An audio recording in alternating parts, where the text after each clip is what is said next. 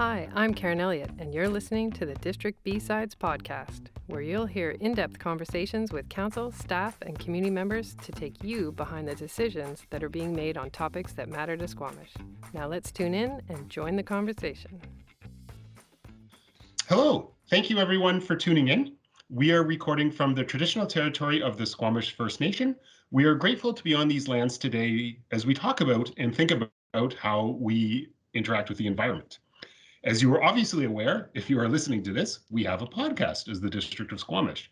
We are doing a number of episodes that focus on climate change, and the focus of this episode is on climate change and the built environment.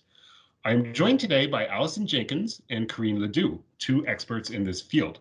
So I think we can start by introducing ourselves and how our professional roles interact with this topic. So I'll go first. So my name is Ian Picketts. I'm the Manager of Sustainability and Climate Change here at the District of Squamish. And most of my job relates to implementing our Community Climate Action Plan. As many people listening will be aware, in 2019, the district declared a climate emergency. And in 2020, we released our Community Climate Action Plan, or CCAP. So my job is mostly focused on implementing that plan, which consists of 6 big moves. So 2 of those 6 big moves relate to buildings, one of which relates to retrofitting existing buildings. So taking the infrastructure we have and making sure it's more efficient, and sometimes fuel switching or electrifying it. And the other big move relates to new buildings, designing those to be as efficient as possible and using low carbon energy when possible as well. Part of my role, so when I started, shortly thereafter, we created the CCAP, and that segued into Corine's role because this is such a large topic and there's so much work that needs to get done. So I'll pass it over to you, Corrine. Thanks, Ian. So my name is Corrine Ledoux. I'm a professional engineer and certified energy manager. Most of my career, I've been in the building energy management sector, both in new construction and existing buildings. I've been in my role as Senior Energy Specialist with the district for almost a year now. I look for opportunities to increase corporate and community building energy efficiencies in both Squamish and Whistler. Fun fact, I worked in Public Works Department for 4 years prior to this role, and I developed a great understanding and appreciation for water and wastewater utilities. There's a lot going on underground that keeps things flowing. Over to you, Allison. Thanks, Corrine. Yeah, my name is Alison Jenkins. I'm a climate solution specialist at the Community Energy Association, or CEA for short. My background, I'm from the UK, you can probably tell from my accent. And so my background in the UK is in renewable energy. And in particular, I worked in the wind energy industry in the UK. And since coming to Canada, I've sort of migrated a little bit into the related space of community energy management. And I've been with the Community Energy Association for about a year and a half. So the Community Energy Association is a non-profit organisation, and we work with communities in BC and beyond, and we work with them on climate action. So we helped communities to access federal, provincial, and private funding to prepare climate action plans and implement low carbon projects and programs. Great, thank you both. Also, it's worth noting that the Community Energy Association was the main consultant that helped us to create our CCAP. So they're very well aware and involved in what Squamish is doing. So let's start the conversation about buildings in Squamish with corporate buildings, or buildings that are owned and or run by the District of Squamish as a municipality.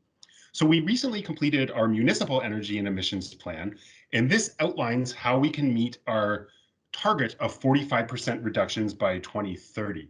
This is a very, very ambitious target because our community is growing quickly. So a 45% reduction by 2030, we actually calculated was somewhere in the order of actually about a 63% reduction from business as usual, given the growth of our building envelope. Corrine, I'm going to put you on the spot again, and going to ask you to talk a little bit about some of our corporate buildings and maybe some opportunities to reduce emissions in them. Sure. So the district owns, we'll say 18 buildings totaling over 208,000 square feet. 16 of these are municipal facilities. That means owned and operated by the district and district staff. The district also operates 55 utility outbuildings. So those aren't buildings that are occupied. They're mainly pump stations for water, sewer, and stormwater. Just to throw numbers out there, we have 89 electricity accounts with BC Hydro, 16 natural gas accounts with FortisBC. Just to give you an order of magnitude on the size of portfolio we're looking at for energy management. So about half of those 16 municipal facilities were built in the 1970s, one of which as far back as 1965.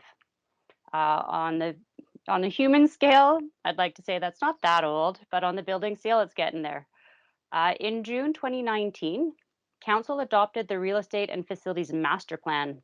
The plan identified the need to replace 8 of those 16 facilities to address end-of-life conditions, improve community safety, and/or address overcapacity issues. You may have experienced some of these issues in your experience in the community.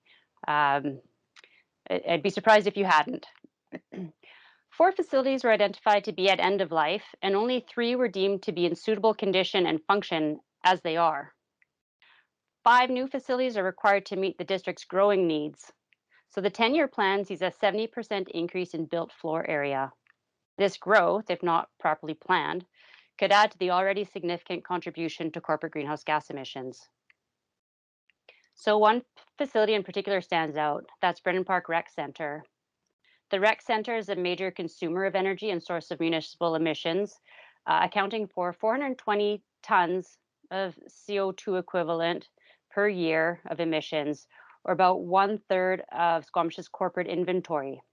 That's one building accounting for 30% of the municipality, or 32% of the municipality's greenhouse gas emissions every year. That's quite significant. And it's not untypical or atypical for a rec center, especially one built in that era, which I'll talk a bit more about. So Brennan Park has been identified in that real estate and facilities master plan as requiring significant renovations and expansions to meet the community's growing needs and to bring it up to code. We have a unique opportunity here, really a once in a lifetime opportunity to tackle this significant source of GHG emissions. The facility is slated to undergo significant renovations and improvements and expansion, with some major building systems at or near end of life. So now is the perfect time to invest in solutions that are both energy efficient and low carbon. One stat that absolutely blew my mind when I was working on this project, Corrine, was the fact that the Brennan Center on its own could exceed our emissions target if we did not do anything about it. So yeah, it certainly highlighted it as a problem, but as you noted, also an opportunity. What are some of the ideas that you in your professional capacity are thinking about as ways to make it more efficient and less greenhouse gas intensive? Yeah, it is a great opportunity here. Also a bit scary, the size, the magnitude of the impact of this one single facility. We're actually quite lucky, or we're actually in an interesting situation here with Brennan Park in that we have an ice arena and a swimming pool, an aquatic center, and those are very nicely coupled. There's a synergy there for energy recovery. We're currently doing an energy study of the Brennan Park Rec Center through Fortis's Custom Energy Study Program. 75% of the cost of the energy study is covered by Fortis. Brennan Park was originally built in 1978, which includes the ice arena and civic center. So essentially that whole east side of the facility. The aquatic center was added on in 1992. The facility has undergone many energy efficiency upgrades over the years, like LED lighting. You'll see that almost throughout the building. There's condensing boilers for pool water heating. There's also an energy recovery system that recovers energy from the pool deck to preheat the air, ventilation air coming back in, and to also preheat water for any water use at the facility. So we really have an ideal situation at the rec center where the ice arena, which needs cooling for most of the year, can reject heat. And rather than reject that heat to the atmosphere, we can capture that heat and use it to preheat water in the aquatic center. So that's the real opportunity that we're seeing at Brennan Park right now. particularly that the refrigeration plant is nearing end of life and needs to be replaced. So it's perfect timing to take action on this. The energy study will crunch the numbers on that, present a business case, and as we've seen happen in other recreational facilities of this nature, it's a green light to go ahead and do that upgrade. So we're really looking forward to seeing that initiative implemented. One thing I'm really excited about with the Brennan Center is it's a facility. I'm there at least once a week through much of the year. So I think it's a really cool opportunity to showcase some of these technologies and some of these innovations in a way that so many people in our community can see them. So I feel like there's a real educational opportunity associated with it. Oftentimes, building energy efficiency isn't very glamorous. It's a bit behind the scenes. So we're talking about the mechanical systems for space heating, water heating, etc. It would be great to include some educational components for building visitors and occupants to actually understand what's going on behind the scenes and appreciate what we're achieving, what we'll be achieving here with this retrofit. And just one thing I was going to add, that the District of Squamish is certainly not in a unique situation that your rec centre contributes the greatest majority of your energy consumption and greenhouse gas emissions out of all of your buildings. At CEA, we've worked on a number of corporate energy plans, and time and again, we see the rec centre is the biggest emitter of greenhouse gas emissions and has the greatest energy consumption because of the ice rink and the aquatic centre. So, but great to see that you're kind of utilising the opportunity of infrastructure reaching the end of life and using that opportunity to retrofit and upgrade. So that's a really cool example of a way to retrofit an existing building to be more climate friendly. Corrine, can you tell us a little bit about the new Valley Cliff Fire Hall that was recently constructed? Because from my understanding, we were able to hit some pretty big targets with it in terms of its its function. Yeah, certainly. The new fire hall in Valley Cliff was identified as a core need and a high priority through that real estate and facilities master plan. And so it's currently it's being replaced. It's been demolished and a new building's getting built right there right now. There's a great opportunity here to influence the design and construction of these new facilities. As I mentioned earlier, there are 5 new facilities that are going to be built, are planned to be built over the next 10 years. And these buildings will be in the ground for possibly up to 100 years. So let's make sure that we're putting in systems now or buildings now that are energy efficient, low carbon, and future proof, if you will. So specifically with Valley Cliff, we had the opportunity. I was asked to provide input on the energy utilization for Valley Cliff. So setting an energy performance target, really. In BC, we're at the forefront in all of Canada in having an energy step code in our BC building code. The other provinces don't have this, but what the building code is allowing us to do is to have a performance pathway to build new buildings to a higher level of energy performance. So higher performance equates to lower energy use. The tricky part with Valley Cliff Fire Hall is that it doesn't strictly fall within the occupancy types, if you will, of the energy step code. There's the reason behind it is that there's a part of it that has the big bay doors, and it's really hard to make that energy efficient when you have doors opening several times a day throughout the year. The space condition, that space that's heated or cooled, as soon as you open the door, you're losing energy to the outside, whether it's heating or cooling, because energy went into either of those scenarios. With that said, we did specify quite an aggressive energy performance target of 110 kilowatt hours per meter square per year. And so when we provide, this is called an energy utilization intensity, and that allows us to compare energy use per meter square. It normalizes energy use of the building so we can compare different facilities of different sizes. So if one fire hall, for example, is using 300 kilowatt hours per meter square and the other is using 100 kilowatt hours per meter square, that's an indication that the one at 300 is not energy efficient, and there's opportunities there to reduce its efficiency.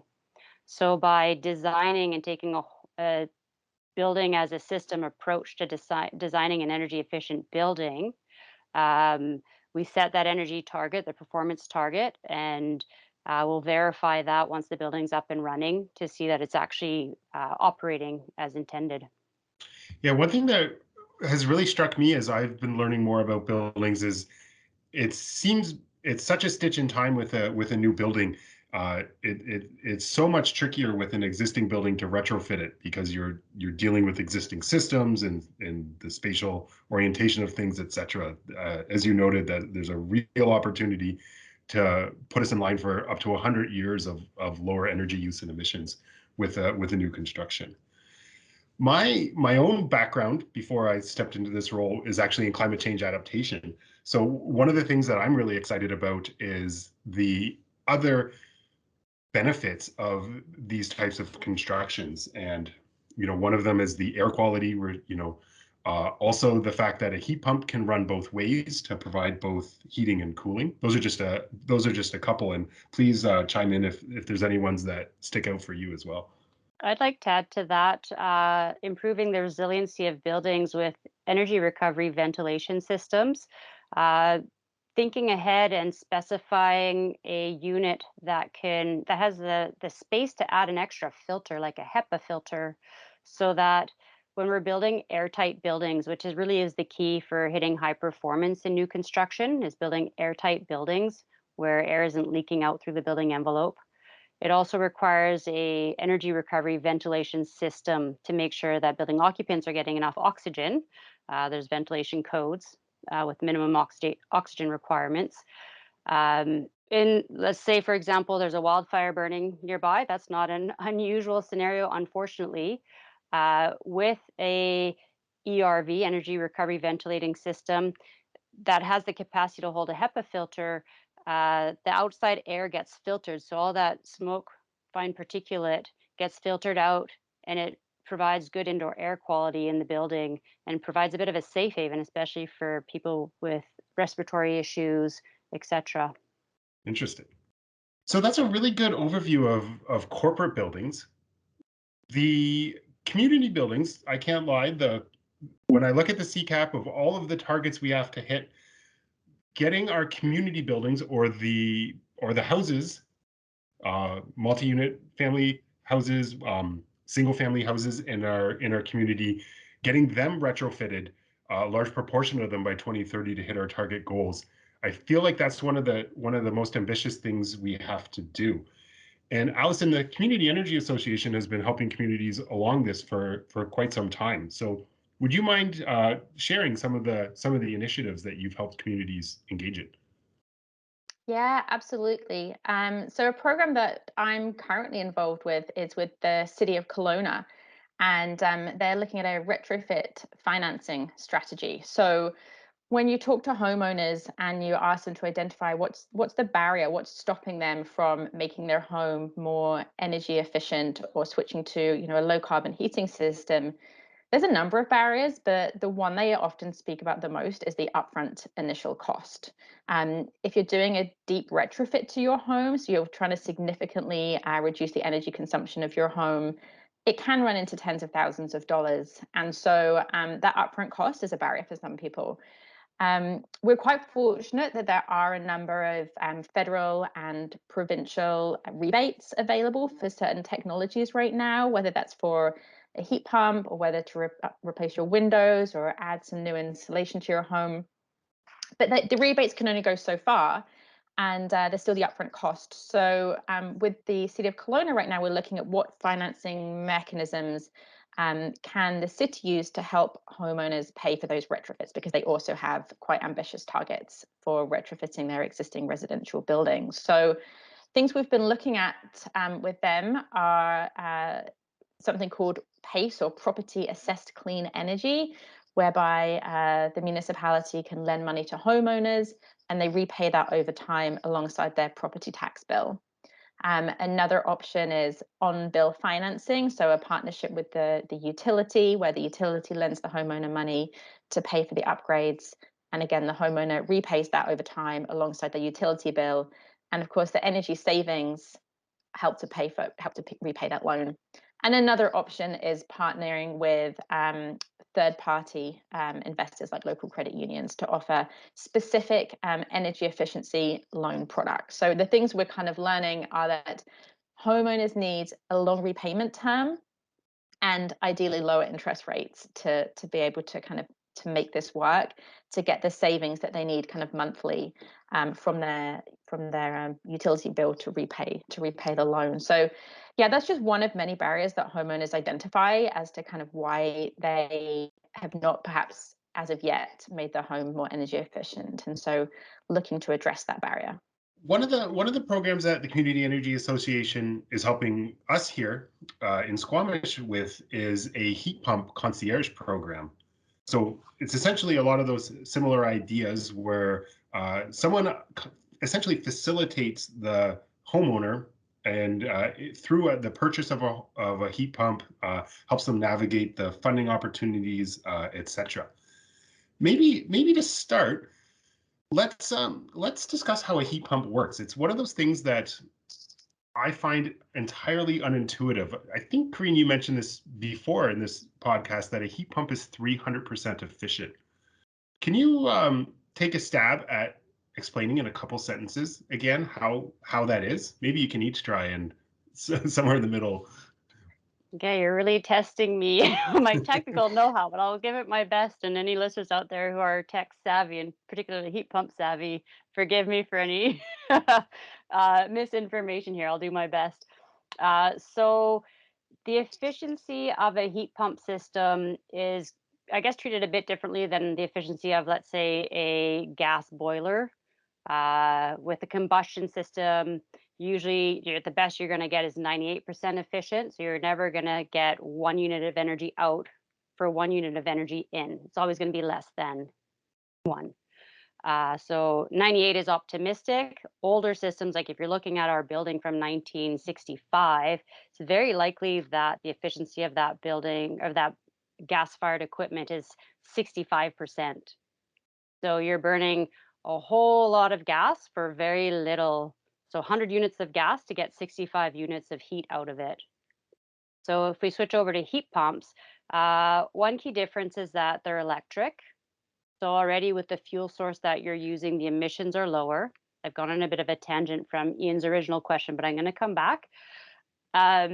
So we measure a coefficient of performance, and the concept here is that we're using electricity to do work to move heat around.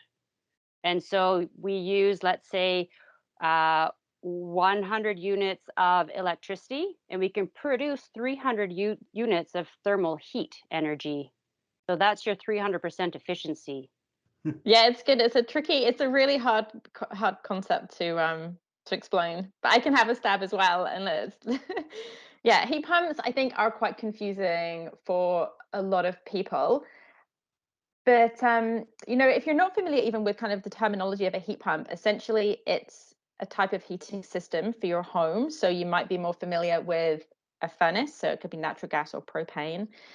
And I would say that one of the main differences is that whereas a furnace uses a fossil fuel and you burn that fossil fuel to produce heat, and that's why it's always going to be less than 100% efficient.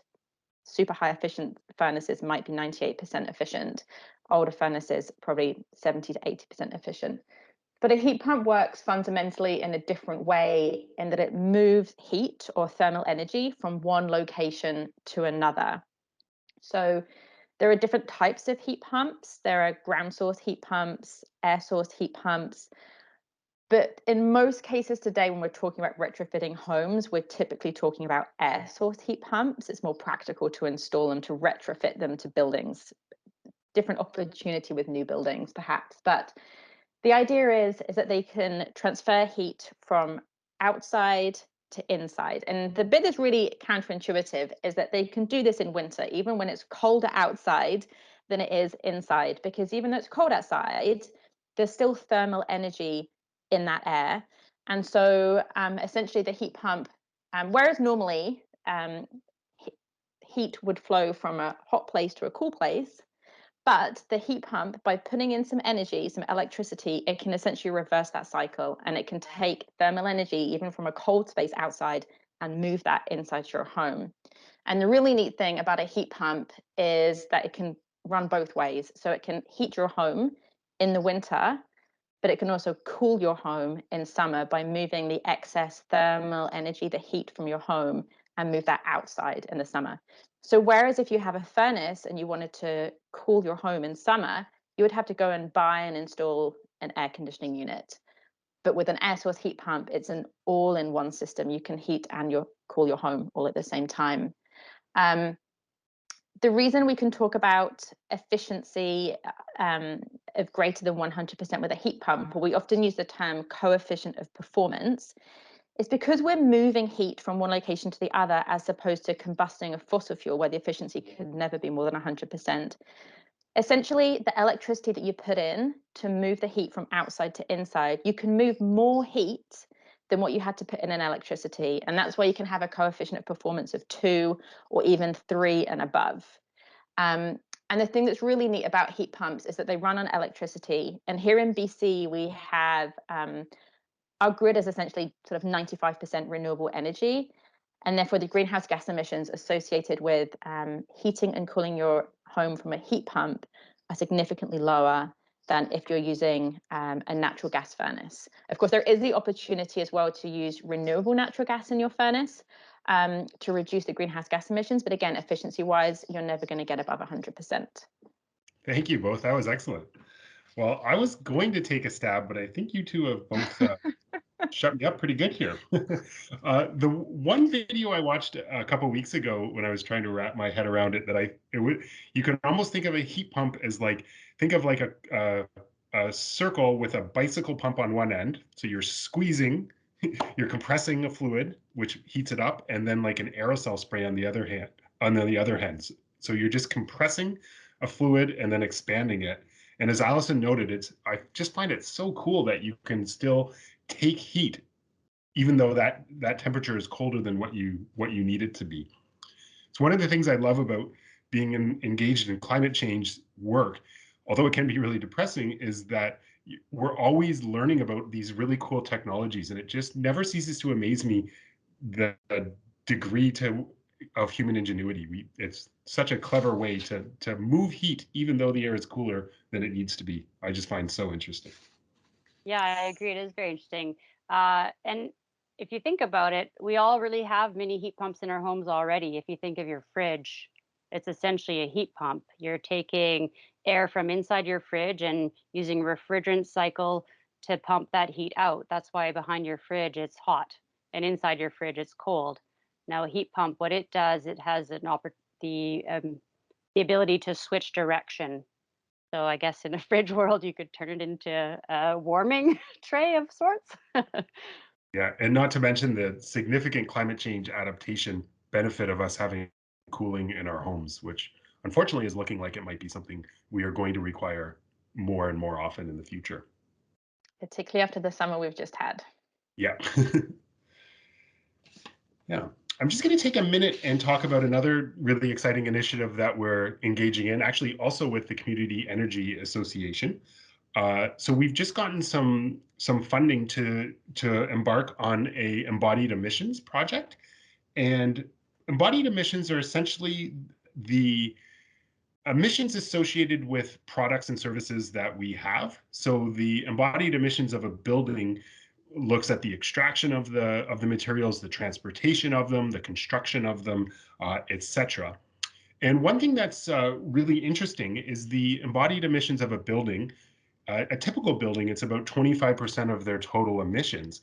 But as we start to implement some of the innovations that Corrine was talking about earlier, our buildings are getting more efficient and using less and emitting less greenhouse gases. So embodied emissions are actually proportionally higher. And if we start getting up to like step 4 in the energy step code, embodied emissions may represent over 50% of the life cycle emissions of a building. So it's becoming a bigger challenge, or a bigger priority. And so we're going to be working with the Community Energy Association to start to really think carefully about embodied emissions in our community.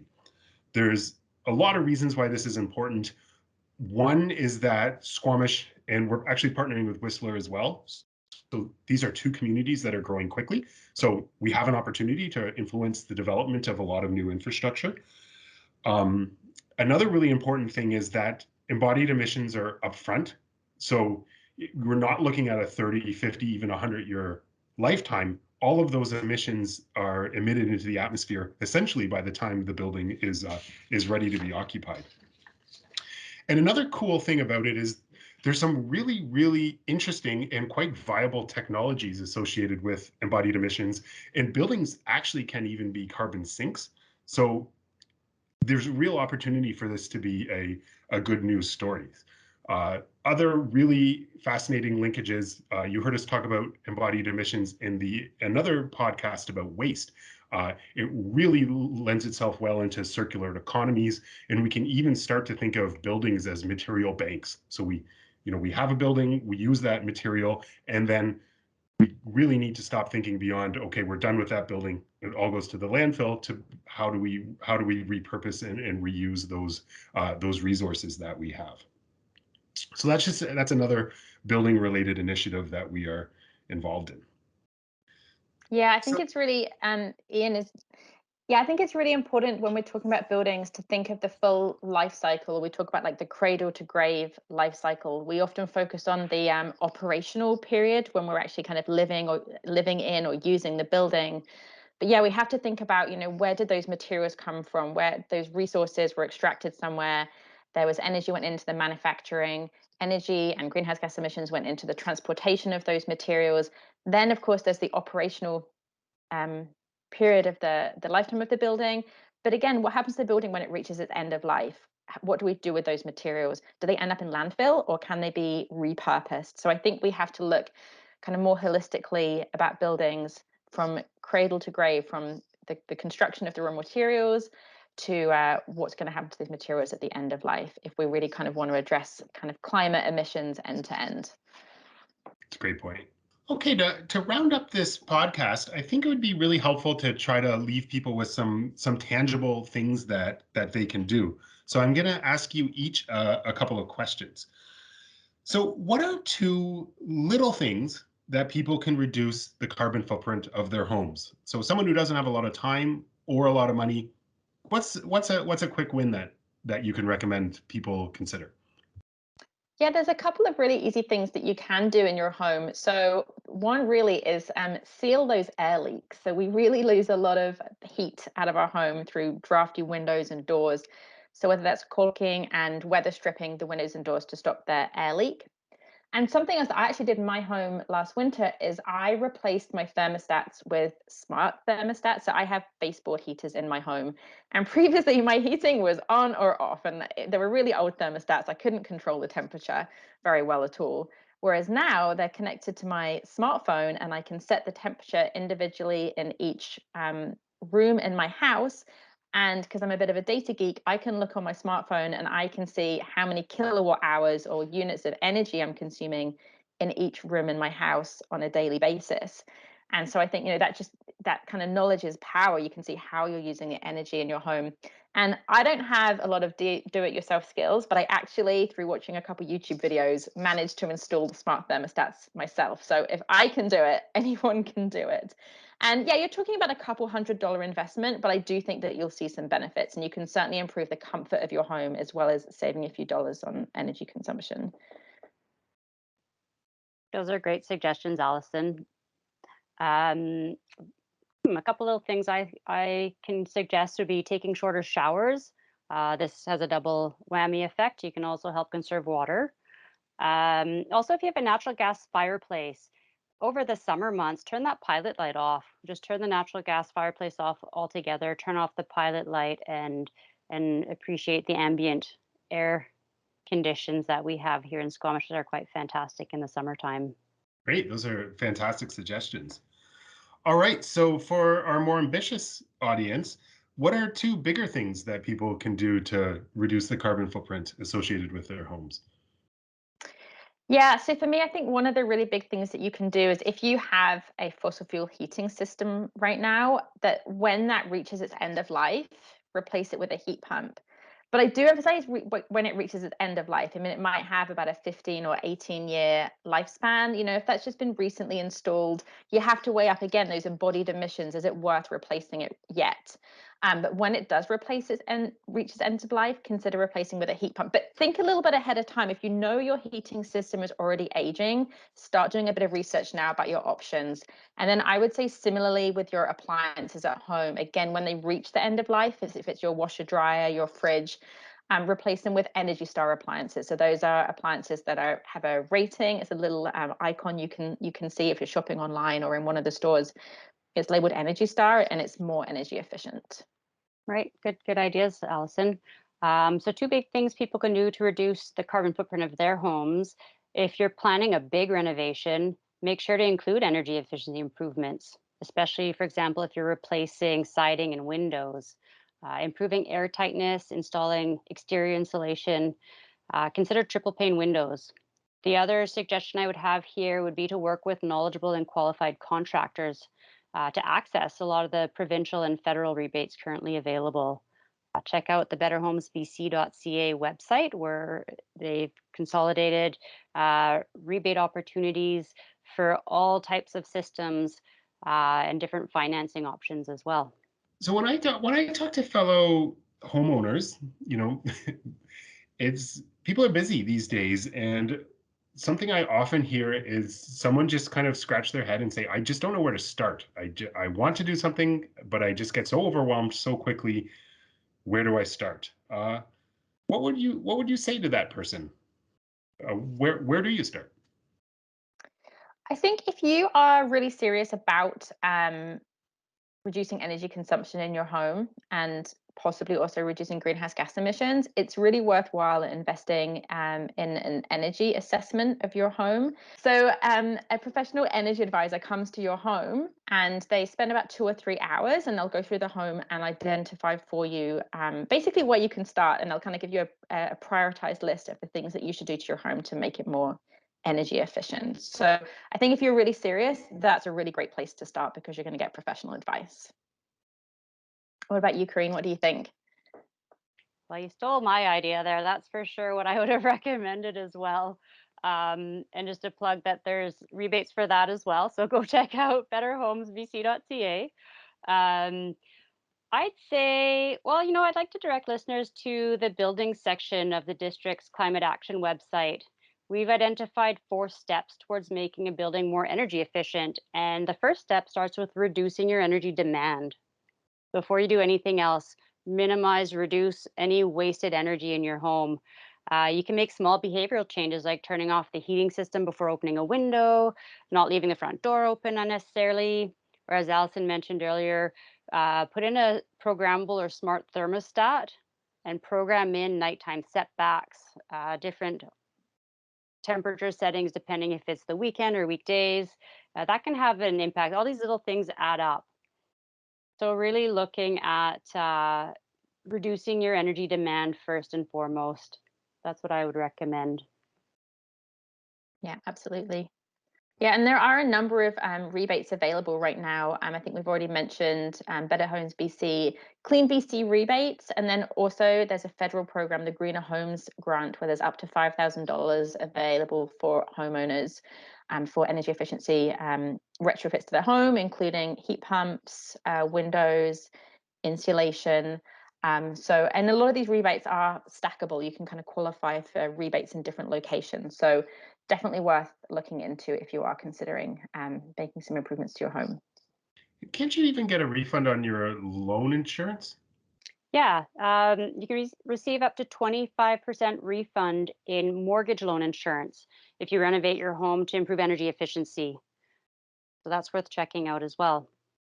Great. Well, I feel like this is a really good list of kind of both small and larger actions that people can take. And it's I think you've both done a really good job of noting that there's some very small things that we can do, and some very large things as well, and they all matter. Just want to people listening to just a little teaser to please keep your eyes peeled on the Climate Action website. There's more programs coming up. We're hopefully going to be rolling out the heat pump program soon, hopefully in early 2022.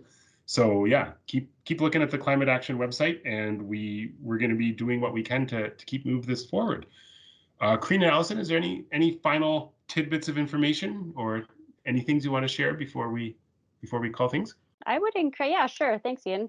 I would like to encourage homeowners, if they're at all curious, to have a look and see what they can do.